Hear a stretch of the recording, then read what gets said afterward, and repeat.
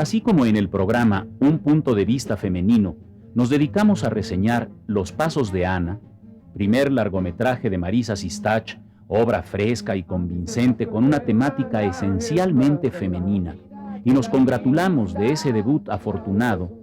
Con Lola, la película de María Novaro, se produce otra valiosa primera incursión de una realizadora en el cine industrial mexicano.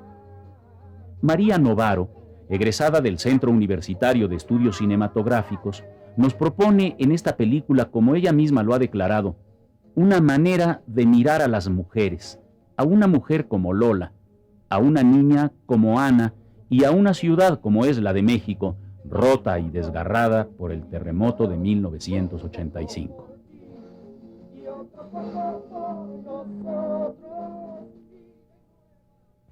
Me decía, bueno, pues aquí Anita va a hacer esto y vas a abrir la cortina así y entonces vas a comenzar a bailar y a tocar la guitarrita y así vas a saltar del sillón y todo eso así. Me decía lo que tenía que hacer y yo ya lo inventaba.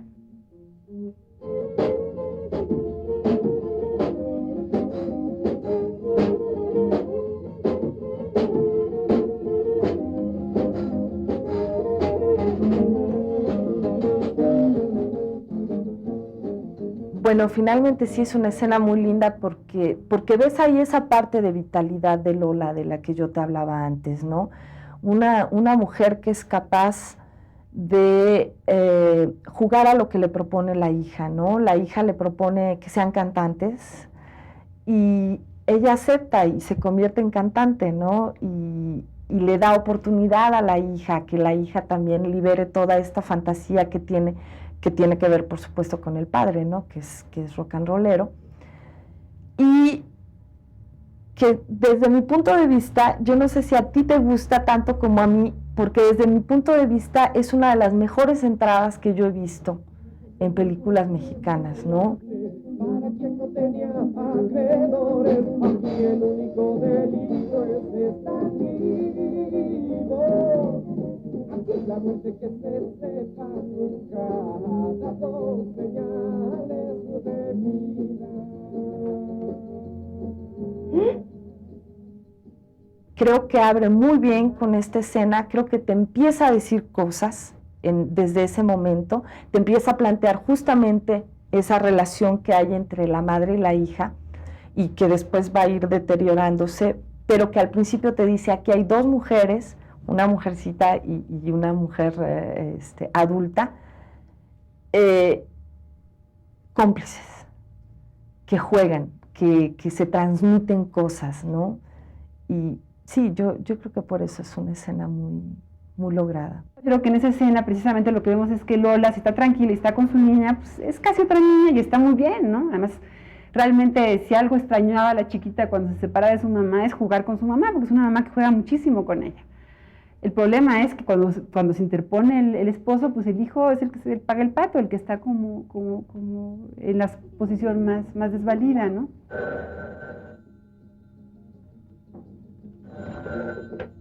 Bueno, ¿qué onda? ¿Dónde estás?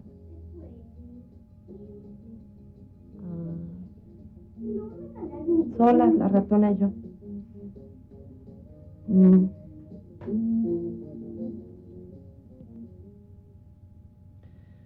Díselo tú, ¿no?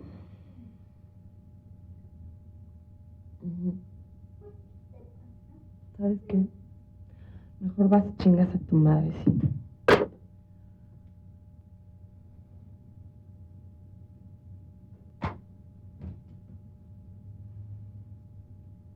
¿Le dijiste a mi papi lo del pastel?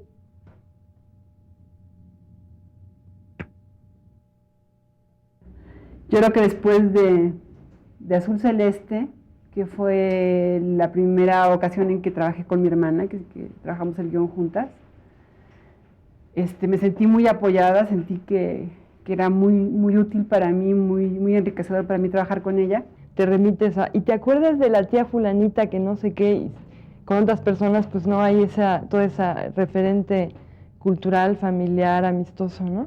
Entonces, pues eso enriquece muchísimo porque agarras de la abuelita Esperanza y agarras de la amiga fulana y te agarras de lo que ella piensa que soy yo y de lo que yo pienso que es ella, en fin, ¿no? Y decidimos, pues, vamos a escribir una historia. Un punto clarísimo de contacto es nuestras reflexiones y emociones como madres. Entonces, ahí decidimos hacer una película sobre una mamá. Recuerdo que partía de una historia real, ese fue el origen de ese guión, una historia real de una amiga que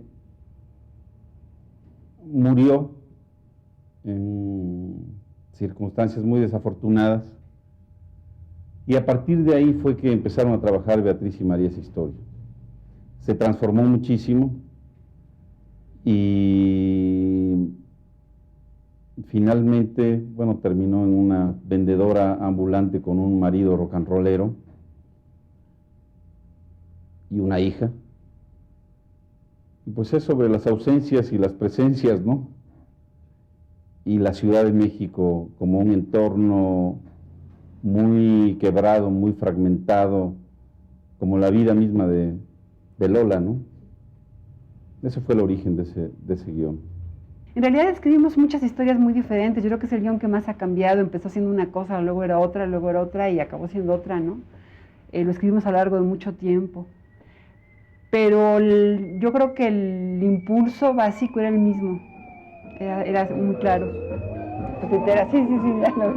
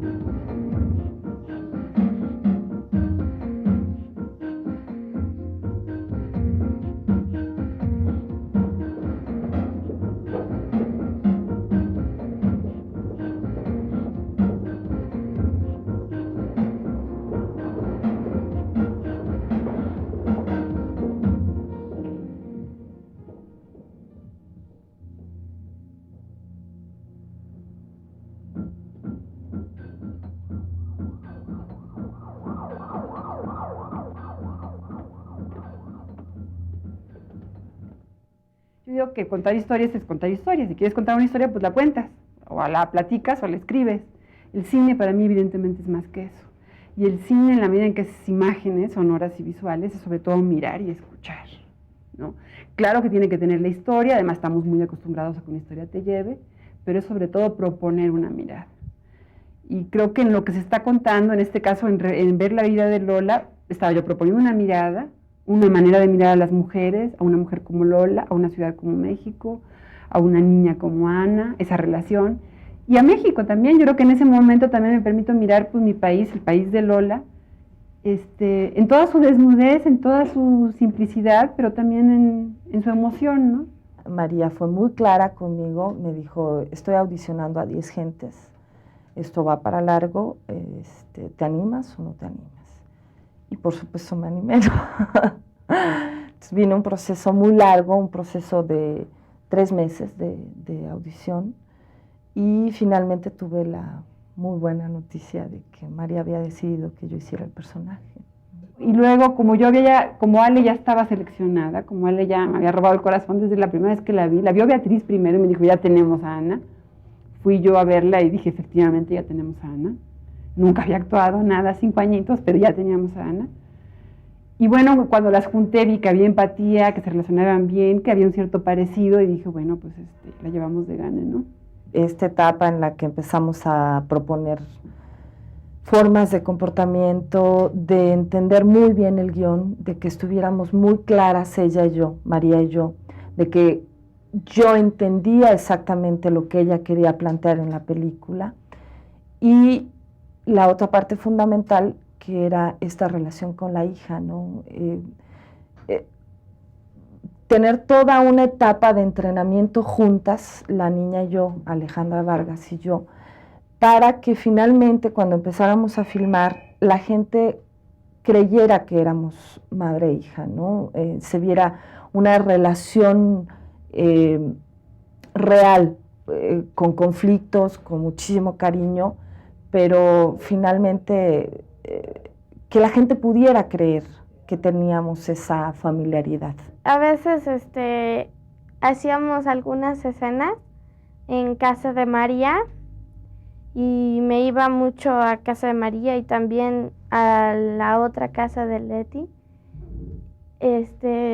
bueno, a su departamento y sí. Entonces ahí pues platicábamos y jugábamos y hacíamos y deshacíamos, pero estuvo padre. Entonces lo preparé muy a conciencia, le eché muchas ganas. Trabajé con Leticia y con Ale durante meses antes del rodaje. Con Ale, pues pregunté a mucha gente cómo se podía dirigir a los niños. Creo que me ayudaba, claro, mi condición de mamá, ¿no? O sea, ya manejar niños y relacionarme con niños me es natural, me es fácil, me es gozoso.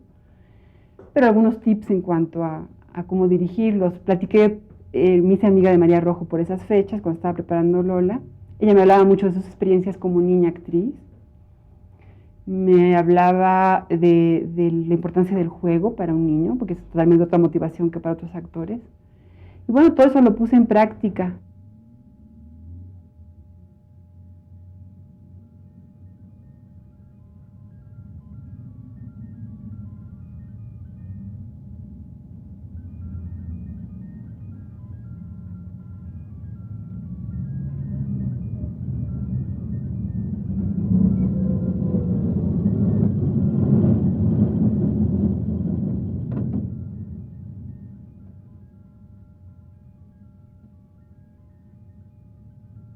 Hola, ¿qué pasó? ¿Cómo estás? Ay, ratona. Que la ve. Mira. Bien, nos vemos, Cristian.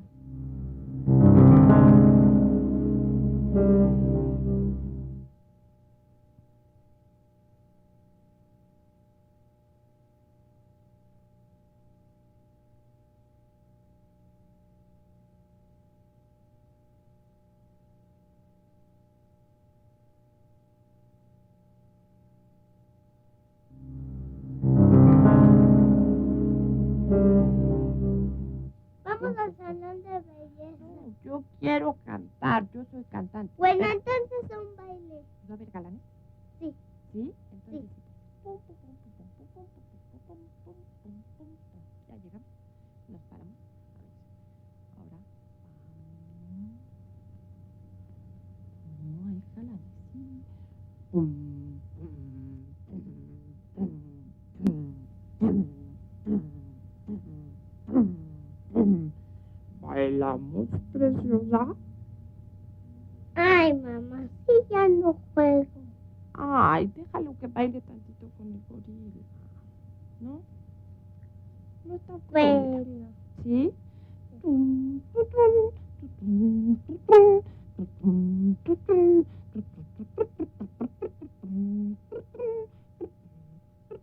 con quién va a bailar esta? Me gusta muchísimo porque ahí sí tuvimos libertad absoluta. María dijo, hagan lo que quieran, digan lo que quieran, muévanse para donde quieran, volteen hacia donde quieran. Entonces, parecía más bien un ensayo, la escena, y se estaba filmando, y nosotras estábamos haciendo mil loqueras, estábamos viviendo lo que iba surgiendo en relación a esos muñequitos que teníamos en las manos, ¿no? Incluso el cantar, esa canción salió de que 2 días antes Ale había andado cantando esa canción por ahí, por el set, en lo que no hacía nada, y entonces cuando estamos haciendo la escena, a mí me viene a la mente esa canción y la empiezo a tararear, y Ale se sube a esa canción porque le gustaba muchísimo, ¿no? Entonces yo creo que fue una escena muy natural, ¿no? Muy, muy creíble, justamente por eso, porque nos pusimos a jugar y jugamos, ¿no? ¿A qué hora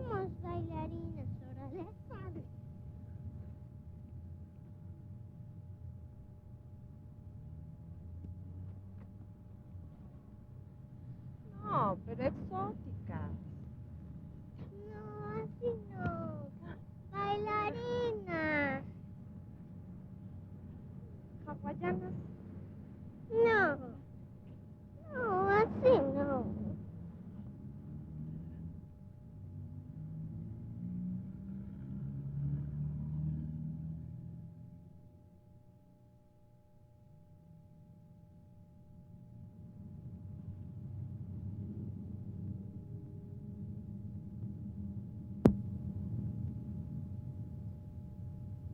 Me gustaba mucho estar así, sobre todo cuando las escenas que jugábamos, Leticia y yo, cuando jugábamos a las muñecas y nos poníamos a bailar y todo eso es lo que me divertía mucho.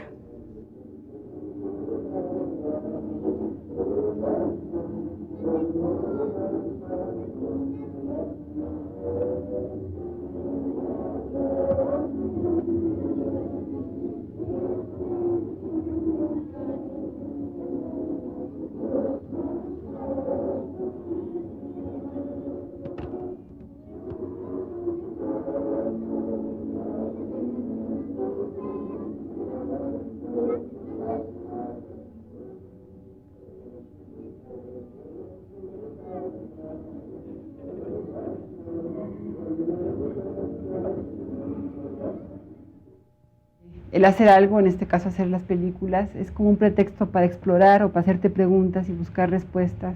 Generalmente no las encuentras, pero exploras, le buscas. Y era eso, explorar qué somos las mamás, qué esperamos de nosotras mismas, qué no se nos exige, qué no somos capaces de cumplir, dónde están los pesos, dónde están las alegrías, dónde están el dolor, porque hay mucho dolor en ser mamá, las dificultades. Y era una reflexión sobre nosotras, mi hermana y yo, sobre nosotras mismas, sobre todas nuestras amigas, sobre toda nuestra generación, y probablemente sobre muchas mujeres también de las generaciones que están siguiendo, porque hay una situación un poco parecida después del feminismo y de los cambios y de las mujeres solas y demás, ¿no? Yo decidí hacer un trabajo de pensar anteriormente cómo había sido esta mujer, porque las circunstancias que plantea la película son circunstancias especiales. Ella no es así todo el tiempo, ella le ha ido mucho mejor en la vida que en el tiempo que contamos en la película. Y yo traté de pensar mucho en la oscuridad de una mujer que realmente no es así. Yo creo que Lola no es así. Lola no es como cuenta la película. Lola está pasando por circunstancias especiales y yo tenía que entender cómo reaccionaba esta mujer ante estas circunstancias que no se le habían dado anteriormente. Creo que en ese sentido teníamos que crear un personaje oscuro, que sacara la oscuridad de una mujer vital, porque finalmente Lola es una mujer sumamente, tremendamente vital. Y en estos momentos su vitalidad está opacada. Lo que realmente a mí me jala es el carácter de los personajes, ¿no? Entonces, en el caso de Lola, era ese carácter siendo madre, ¿no? Siendo vendedora de ropa, siendo amiga, siendo esposa o amante, pero era ese carácter lo que me apasionaba. Y creo que en todos los trabajos que he hecho me dejo chupar por el personaje, ¿no? Hay una especie de mimetismo y eso es básicamente lo que me guía, ¿no? El volverme un poco un determinado carácter.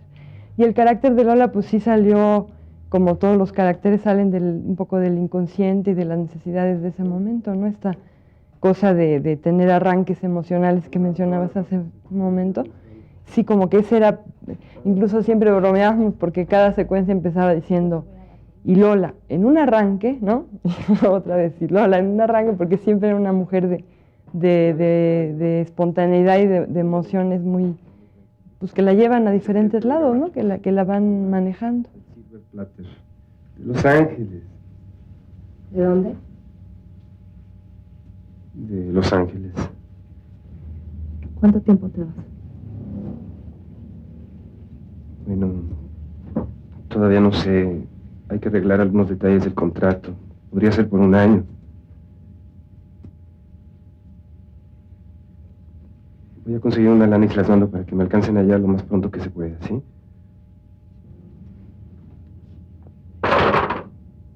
Pinches patines. ¿Qué onda las tuyas de regalarme esas cosas? Y no exageres, ¿no? No exageres, claro. Como tú vas a estar en Los Ángeles cuando Ana se rompa la madre. La explosión final, ¿no?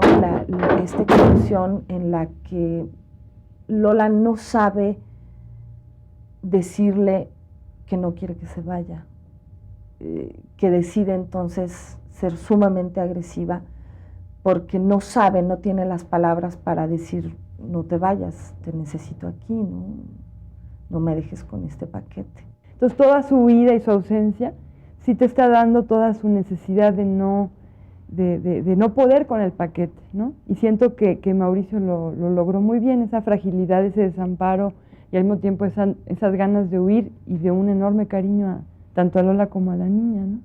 Quisiera entrar en el personaje papá, pero pues no puede, ¿no?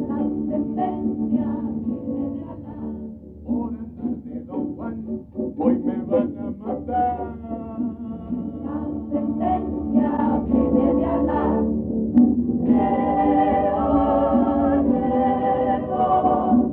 La sentencia viene de Alá. Me gusta mucho la escena en que Omar llega en la noche y hacen el amor. Esa me parece soberbia de Leticia, soberbia. Esa mezcla de dolor y ternura y que ves que sí lo ama y que está siendo al mismo tiempo como violentada. Esa me pareció que era justo la medida que se requería, ¿no? Me encantó.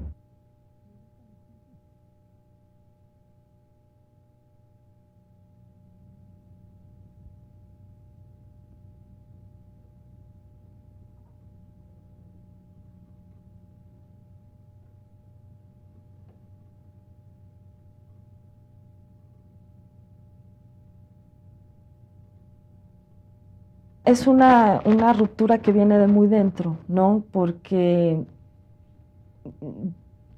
él empieza a acariciarla, empieza a intentar restablecer ciertas cosas y tal pareciera que ella está de acuerdo, pero cuando finalmente vienen los sollozos, te das cuenta que algo muy grande ya se rompió en esta mujer, ¿no?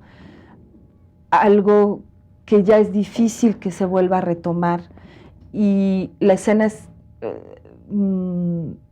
terrible por eso, ¿no? Porque te das cuenta de que empieza a haber un desencuentro en una pareja, ¿no? Es que es una película sobre las emociones contradictorias, ¿no? Entonces ahí él la quiere pero la odia y ella lo quiere pero lo rechaza y en fin, y eso pues sí, Leticia como da muchos matices, ¿no? Mínimos, pues encajaba perfecto, porque a lo mejor otra gente si te daba el puro odio, era tan fuerte que ya el amor ya no entraba, ¿no? Y en cambio te podía mezclar las dos cosas muy bien. Ella está enamorada de un tipo que ha cumplido sus expectativas de relación amorosa hasta este momento, ¿no? Hasta este momento en el que él decide diversificar la relación y decide hacer cosas por él mismo pensando en él antes que en nadie, lo cual a mí me parece muy bueno. Me parece muy bueno también el planteamiento de María Novaro. María me planteó desde un principio, la pareja de este personaje no es el malo de la película, ¿no? Es simple y sencillamente un hombre que en este momento decide que tiene que hacer algo por su vida y por hacer algo por su vida tiene que dejar a esta mujer. Ahora, lo que pasa es que esta mujer no está preparada para que la dejen. Estábamos sobre todo planteando una situación en la que el abandono del marido es recurrente, digamos. Él es rockero, él anda de gira, él no está, pero es un encanto, es lindo, le canta cosas de amor y en fin, ahí la van llevando como quiera, ¿no? Pero hay un momento en que se va a ir por un periodo más largo, entonces efectivamente el abandono es más contundente, ¿no? En realidad estaba bastante en plan de madre soltera desde antes, pero ahí ya no le queda vuelta de hoja y tiene que ver entonces qué va a hacer con su vida, ¿no? Cómo va a reaccionar.